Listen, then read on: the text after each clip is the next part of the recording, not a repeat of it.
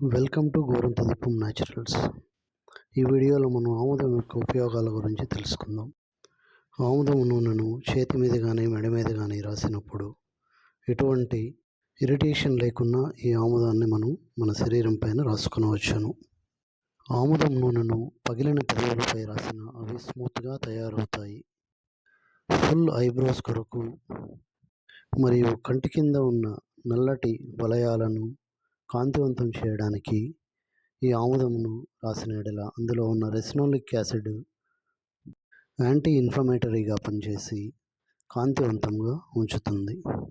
2-3 చుక్కల ఆముదమును ఫింగర్ టిప్స్పై వేసుకొని వలయాలు ఉన్న చోట మర్దన చేయవలెను. పగిలిన పాదాలని మృదువుగా చేయడానికి రెగ్యులర్గా ఆముదంని పాదం కింద అప్లై చేసినచో కాంతివంతంగా తయారవును.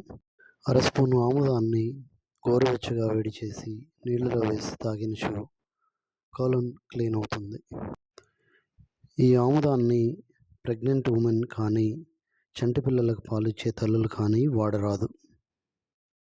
ఈ వీడియోపై మీ అభిప్రాయాలను కామెంట్స్ ద్వారా తెలియచేయాలని కోరుకుంటున్నాను.